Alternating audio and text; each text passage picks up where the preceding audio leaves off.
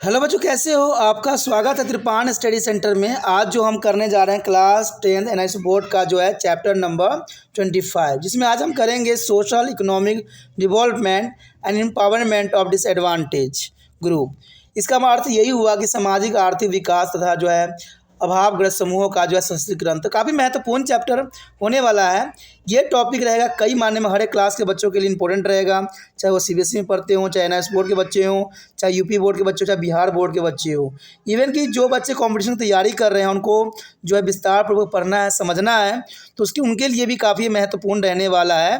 लेकिन आपको पता है कि चैप्टर स्टार्ट करने से पहले एक बात जो मैं सदैव कहता हूं, जिसको आपको सोचना भी चाहिए, विचार भी करना चाहिए और इवन अमल भी करना चाहिए, वो ये है कि जब भी वीडियो देखिए पूरा देखिए, क्योंकि अधूरा जानकारी सदैव खतरनाक होता है। साथ में एक इंपॉर्टेंट बात ये भी रहता है, अगर आप पहली बार वीडियो देख रहे हो तो लाइक शेयर सब्सक्राइब करना मत भूलना, क्योंकि दोस्तों लाइक कीजिएगा तो बनाने वाले का मनोबल बढ़ता है, सब्सक्राइब कीजिएगा तो इससे ये होता है कि जब भी मैं कोई वीडियो डालूंगा उसका नोटिफिकेशन आपको समय रहते मिल जाएगा। और देखिए शेयर का मतलब ये होता है कि आपके थ्रू ना जाने किन बच्चों को हेल्प मिल जाए, ये आप भी नहीं जानोगे, इसलिए जो है आप शेयर जरूर करो, ठीक है। व्हाट्सएप स्टेटस पे भी लगाओ। दोस्तों एनआईएस सेंटर जो है कई मानने में बहुत से बच्चों के लिए हेल्पफुल है, चाहे वो 8th क्लास हो, 9th 10th 11th 12th हो, चाहे वो एनआईएस बोर्ड के बच्चे हों, ठीक है, चाहे बीए एमए के बच्चे हो, सभी क्लासों के लिए कुछ ना कुछ जो है त्रिपाण सेंटर में उपलब्ध है। तो इसलिए आपके लिए ज़रूरी है कि आप सब्सक्राइब करके इसको चैनल को जो है सेव कर लो, नहीं तो बाद में अगर रिसर्च करोगे तो शायद आपको ये चैनल प्राप्त ना हो। तो इसलिए सोचना नहीं, विचार नहीं करना है, सब्सक्राइब करके जो है अपने पास सेव करना है। दोस्तों ये तो बात था आपके लिए, लेकिन अब देखते हैं हमारा आज टॉपिक क्या है। Our next topic is the most important here, disadvantaged group of the society. This is the most important disadvantaged group of the society. As we have seen emphasis in the lesson, the ultimate goals of social economical development has been to ensure that all the sections of the society are embedded to be a part of the development process. All must have equal access to the outcome of development, an equal opportunity for the forward economics and social mobility. Third, it is said that India has been to the making notable process and progress also. This goal of reaching the development outcome is yet to be attained by all. There are many population groups that are till today discriminated both socially and economically. There is a many population group that are till today discriminated both socially and economically and are not be able to participate freely and full in their development process and reap its a benefit. These are now as a disadvantaged group. These are known as a disadvantaged group. There is a participate freely and fully in the development process and the reap the benefit. This is a disadvantaged group. Some of such a group are the scheduled caste, scheduled tribes, and other backward classes, is minority, and women also. According to the Census of India 2001, SC consists of 16% and ST here 8.2 respectively here. The majority and other backward classes also have a significant share, whereas women consist almost half of Indian population. And we shall discuss their effort for the empowerment of scheduled castes, scheduled tribes and human. देखा जाए तो यह बात बहुत ही महत्वपूर्ण है कि हमारे समाज में ऐसे भी वर्ग हैं जो अभावग्रस्त हैं, यानी डिसएडवांटेज हैं। तो यहाँ पर हमारा टॉपिक भी यही आया है कि समाज के अभावग्रस्त समूह, समाज के अभावग्रस्त समूह। इस अध्याय में हमारा लगातार इस बात पर जोर रहा है कि भारत में सामाजिक आर्थिक विकास का उद्देश्य समाज के सभी वर्गों का विकास सुनिश्चित करना है तथा उन्हें विकास की प्रक्रिया में भागीदारी बनाना भी है, और ये सुनिश्चित करता है भारत का विकास को। और ज़रूरी है कि हर वर्ग, हर क्षेत्र जो है विकसित हो, तभी समाज का जो है आगे बढ़ सकेगा। सामाजिक और आर्थिक जीवन में उद्गामी गतिशीलता के लिए सभी लोगों के विकास के परिणाम स्वरूप तक पहुंचा तथा उन्हें सामान्य अवसर प्रदान होना चाहिए। यानी आज व्यक्तियों को सामान्य नज़रियों से देखने की आवश्यकता है। यद्यपि भारत बड़ी तेज़ी से प्रगति कर रही है, लेकिन इसका लाभ समाज के सभी वर्गों तक पहुंचने का लक्ष्य अभी तक प्राप्त किया जाना बाकी है। यानी देखा जाए तो अभी तक जो है समाज के प्रत्येक वर्ग तक वो लाभ नहीं पहुंच रही जो लाभ पहुंचना चाहिए।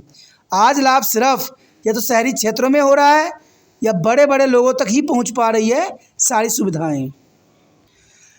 वर्तमान समय में भी समाज के अनेक ऐसे वर्ग हैं जिनके विरुद्ध भेदभाव का व्यवहार होता है तथा उन्हें स्वतंत्र रूप से विकास की प्रक्रिया में भाग लेने तथा विकास के परिणामों का लाभ उठाने का अवसर प्रदान नहीं किया जाता। इन्हें अभावग्रस्त अथवा समूह कहा जाता है, यानी जो लाभों से वंचित रहते हैं। तो ऐसे ग्रुप को जो है अभावग्रस्त समूह यानी डिसएडवांटेज ग्रुप कहा जाता है। कुछ ऐसे समूह हैं जैसे अनुसूचित जाति, अनुसूचित जनजाति, अन्य पिछड़े वर्ग, महिलाएं, अल्पसंख्यक वर्ग आदि। तो ये सब जो है डिसएडवांटेज ग्रुप के अंतर्गत आती हैं। 2001 की जनगणना के अनुसार भारत में अनुसूचित जातियों की संख्या 16.23% थी, जो कि बहुत काफ़ी मायने रखती है। वहीं देखा जाए तो अनुसूचित जनजाति की संख्या जो है 8.2% थी। और अल्पसंख्यक और अन्य पिछड़े वर्गों की काफ़ी संख्या है, जबकि महिलाएं भारत की जनसंख्या का लगभग आधा हिस्सा है। और हम अनुसूचित जातियों जनजातियों की महिलाओं को सशक्तिकरण करने के लिए प्रयास करेंगे। देखिए, महिलाओं को सशक्तिकरण करना काफ़ी महत्वपूर्ण भी रहता है, क्योंकि महिलाएं आगे आए और देश का जो है और अपने समाज का नाम ऊंचे करे, तो ये काफ़ी महत्वपूर्ण रहता है। और आज देखिए, महिलाएं हर क्षेत्र में अपनी दबदबा बना रखी है। कहते कोई भी क्षेत्र हो, ऐसा कोई भी क्षेत्र नहीं है जहां महिलाएं अपनी कदम न रखी हो, और ये देश की प्रगति का निशानी है। The next topic is the most important here, empowerment of scheduled caste and scheduled tribes population. This is the most important point here.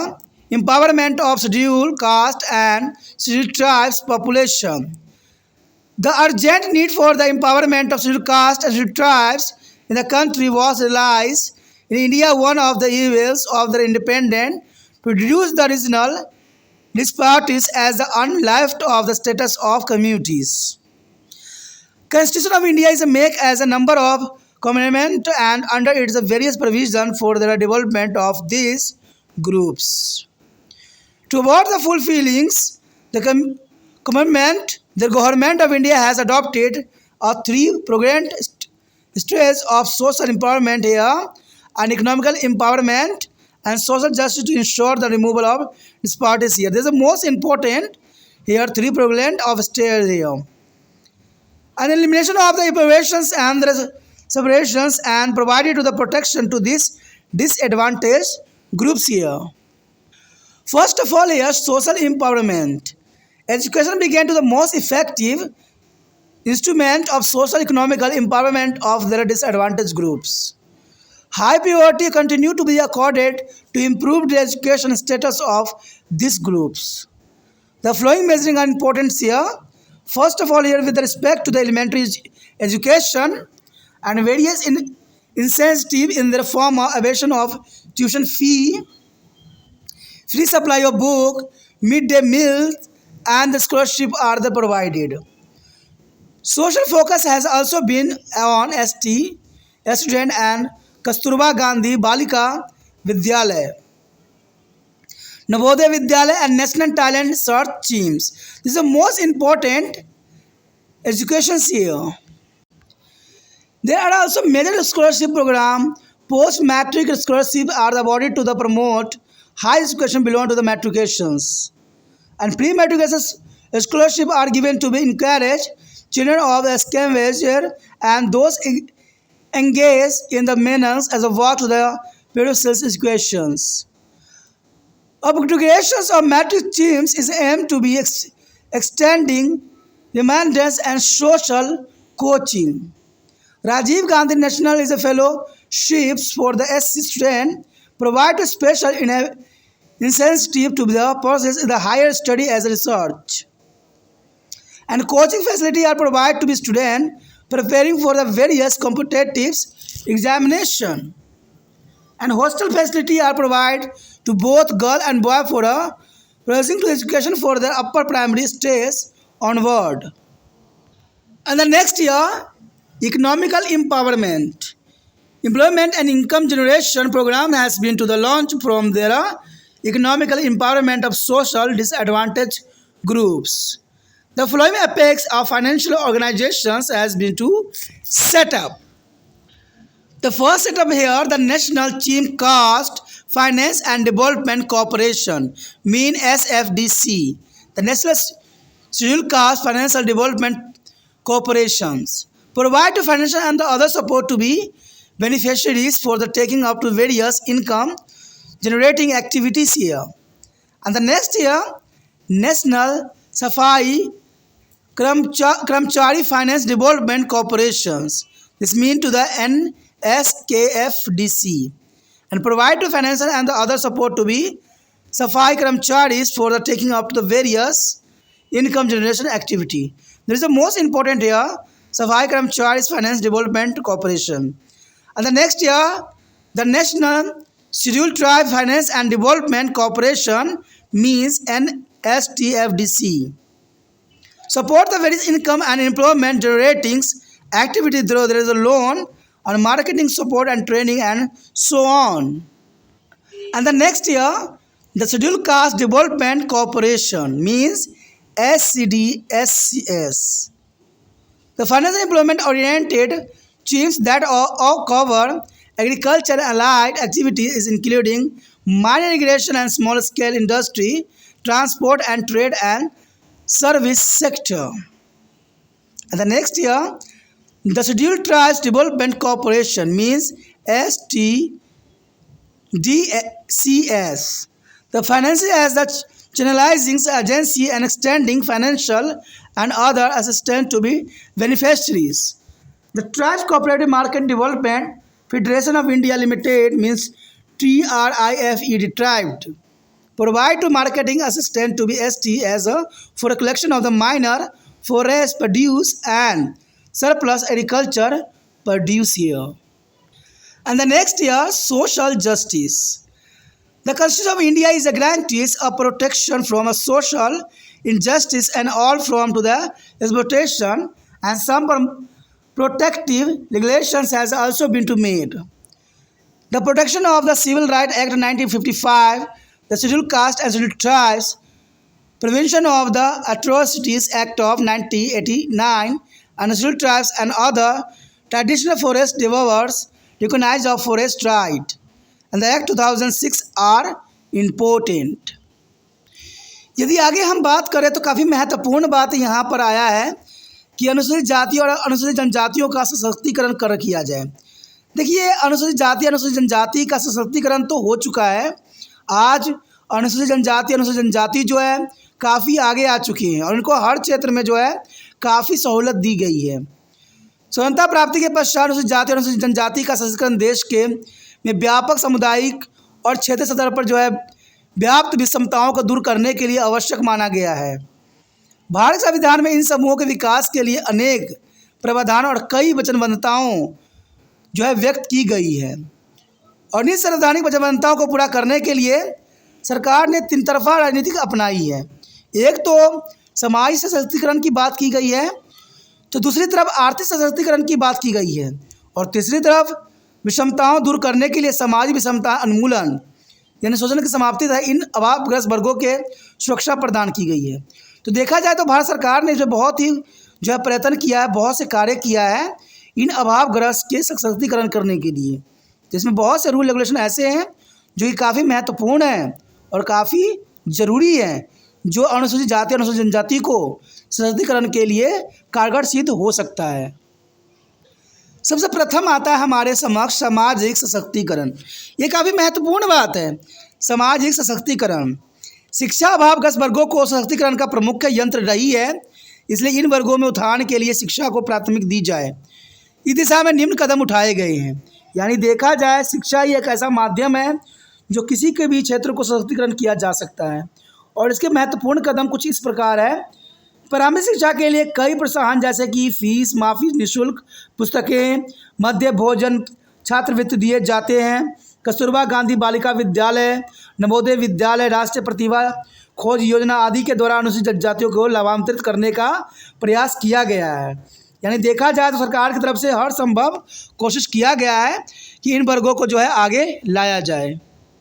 उसके पश्चात है जो है मैट्रिक के पश्चात उसे आगे की शिक्षा को बढ़ावा देने के लिए छात्रवृत्ति, गरीबी, जो कूड़ा करकट उठाने जैसे विभिन्न श्रेणियों के कार्यों में लगे बच्चों को जो है शिक्षा देने के लिए दी जाती है। यानी मैट्रिक के बाद यानी 10th के बाद जो है आपको हर तरह से सरकार की तरफ से सुविधा दी जा रही है। मैट्रिक योजना के बढ़ावा देने के लिए निर्धारणात्मक कोचिंग भी दी जाती है। राजीव गांधी राष्ट्रीय छात्रवृत्ति अनुसूचित जातियों के छात्रों को उच्च शिक्षा और अनुसंधान कराने का उद्देश्य भी दी जाती है। तो कहते हैं सरकार की तरफ से बहुत ही प्रयत्न की गई है। विभिन्न प्रतियोगी परीक्षाओं के लिए इन वर्गों के छात्रों को निःशुल्क कोचिंग दी जाती है या तैयारी कराई जाती है, जो कि काफ़ी महत्वपूर्ण है। उच्च प्राथमिक स्तर के बाद लड़कियों को जो हॉस्टल की सुविधा भी सरकार के द्वारा मुहैया करवाई जाती है। तो ये सामाजिक सशक्तिकरण की बात की गई है, बहुत काफ़ी महत्वपूर्ण है हर एक वर्ग के लिए जो इसके अंतर्गत आते हैं डिसएडवांटेज ग्रुप में। उसके पश्चात हमारे समक्ष आता है आर्थिक सशक्तिकरण। देखिए काफ़ी महत्वपूर्ण है आर्थिक सशक्तिकरण।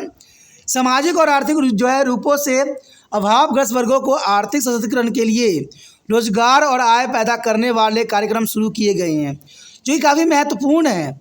और इस संबंध में उच्च वित्तीय संगठन स्थापित किया गया है, तो ये भी काफ़ी महत्वपूर्ण बात रहती है। अब देखिए इसको क्या क्या उच्चतम लगाई गई, तो इसमें आप समझ सकते हो कि राष्ट्रीय अनुसूचित जाति वित्तीय विकास नियम का जो है स्थापना किया गया है।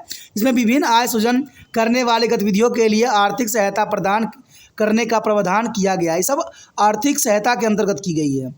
वहीं राष्ट्रीय सफाई कर्मचारी वित्तीय विकास निगम सफाई कर्मचारियों को आय सृजन करने के लिए वित्तीय सहायता देती है, जो कि काफ़ी महत्वपूर्ण है। उसके पश्चात हमारे समक्ष है राष्ट्रीय अनुसूचित जनजाति वित्तीय विकास निगम। ये भी एक ऑर्गेनाइजेशन है जो काफ़ी महत्वपूर्ण योगदान दे रहा है इन डिसएडवांटेज ग्रुपों के लिए। इन वर्गों के प्रशिक्षण, लोन तथा जो है बाजार समर्थन के द्वारा सहायता करता है। तो ये काफ़ी महत्वपूर्ण है यहाँ पर इसका उद्देश्य है।